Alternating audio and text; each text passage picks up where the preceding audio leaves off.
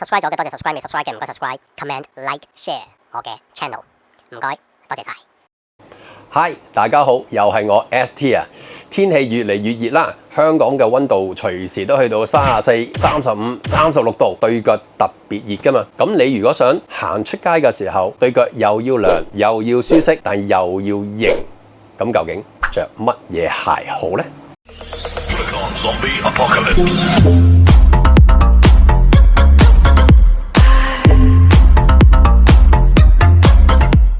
根據頭先所講，你想涼又想舒適，我諗大家就會諗起着涼鞋嘅。嗱，涼鞋同拖鞋呢，我會分開兩種嘅鞋種嘅。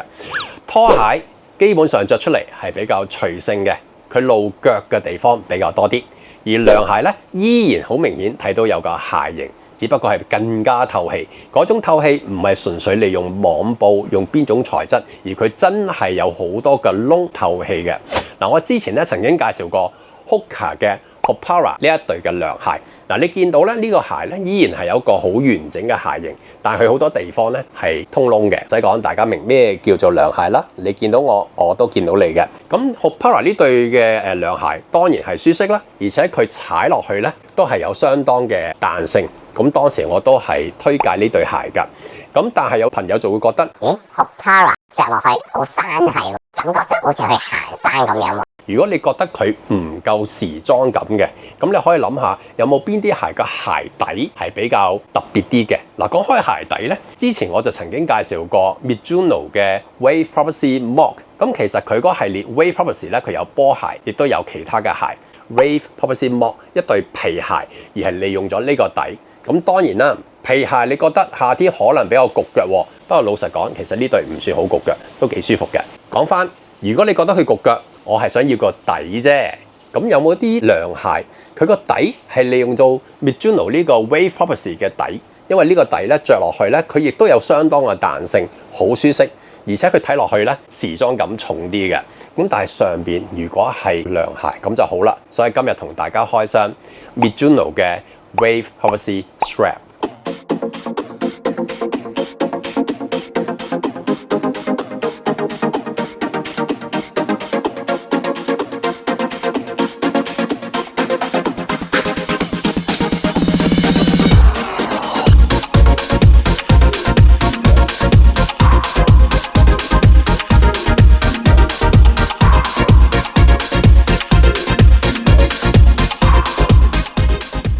好，話明開箱，咁我就真係由個紙袋嗰度開始開啦。咁今次咧，我就喺 General Purpose 嗰度買嘅。以前 General Purpose 咧就係直頭賣 Mizuno 啦，咁而家唔止嘅，仲有其他品牌引入。咁而裏邊咧，就今次我見就比較齊 size 下。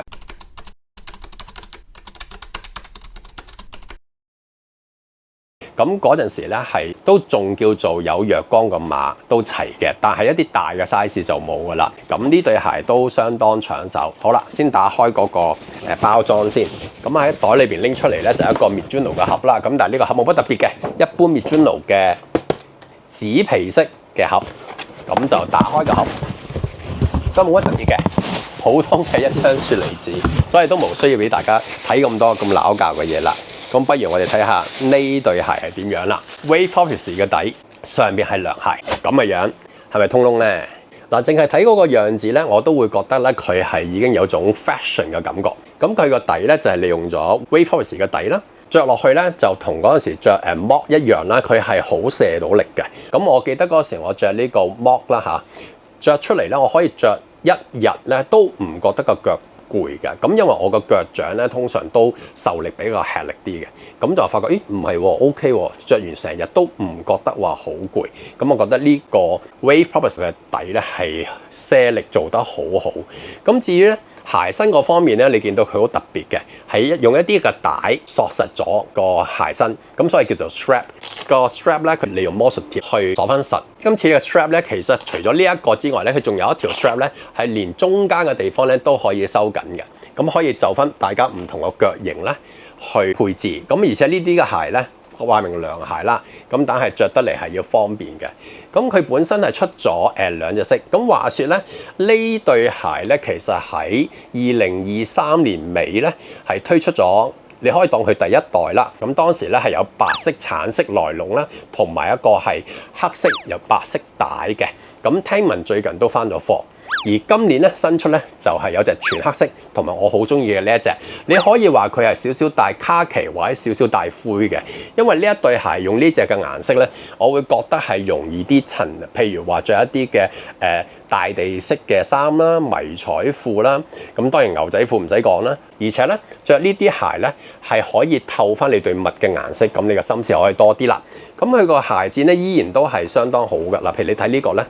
Mizuno 嗰個嘅鞋墊咧，佢呢個弧度咧都仲係相當高嘅，咁佢撳落去咧非常之有彈性啊，有人叫做踩屎感。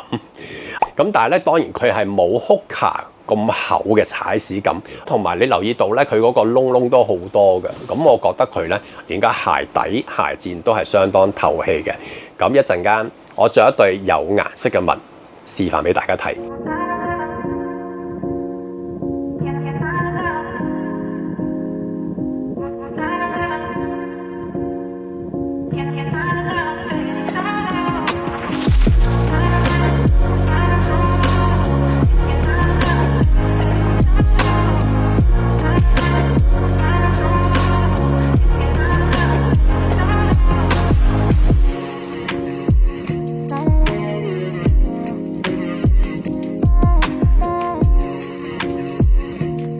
嗱，講翻呢一對 Mizuno 嘅 Wave Prophecy Strap， 咁喺呢個 strap 咧，你見到咧呢度係有條帶索緊咧，佢一直係沿住呢個鞋身都有啲嘅扣位咧，你可以一直咁樣去縮窄佢嚇，即係如果你要就翻你對腳係比較薄身、比較細少少，你都可以縮窄佢。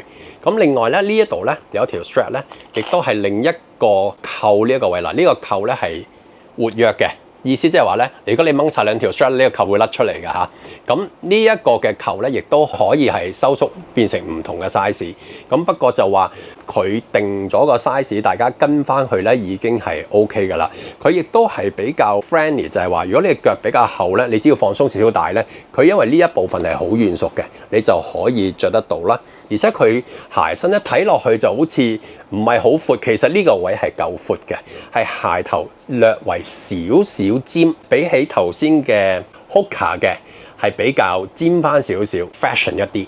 顏色上邊咧，佢因為係同一隻嘅卡其色或者係少少帶灰啦，但係用料咧係有好軟熟嘅纖維棉啦。有網布啦，而周圍咧係有好承托嘅一啲嘅硬膠嚇，特別係鞋踭啊、鞋底啊，咁呢一部分咧個顏色係比較領面，所以着出嚟嘅時候咧層次比較豐富。我見到呢對鞋推出介紹嘅時候未有得買咧，覺得哇相當靚。咁我自己咧就着開9號半，呢對鞋我都係買9號半就完全 fit 㗎啦。價錢上邊而家1490蚊。咁啊，如果你喺日本訂翻嚟咧，佢一定係平一啲嘅嚇，應該大概係1000鬆啲蚊嘅。不過你計埋運費咧，我計嗰條數差唔多。咁喺香港裏邊咧，我喺 General Purpose 咧，我着9號半咧，好似剩翻一對，最大亦都只係得9號半。較為大啲嘅 size 咧，推出咗1日已經差唔多冇啦。咁啊，大家可以有興趣嘅去試下睇下 General Purpose 啦、美津濃啦，或者去上日本個網站睇下呢對鞋究竟搜唔搜羅到啦。好，介紹翻呢對係 Mizuno 美津濃嘅 Wave Prophecy Strap 夏天涼鞋襯靚襪，可以俾大家多啲嘅選擇，兩隻一齊睇下。老實講，我就真係覺得幾中意佢，特別佢個鞋底着落去好舒服。仲有 flag 嗰度咧，有人講 Wave Prophecy 嗰個底咧，因為呢個位係勾出嚟，所以咧有一啲嘅闊腳一啲嘅褲咧，佢未至於會踩到佢，因為呢個位兜住咧，佢會晾在呢度。所以對於你依然係想着闊腳褲，甚至係喇叭褲咧，都 work 㗎。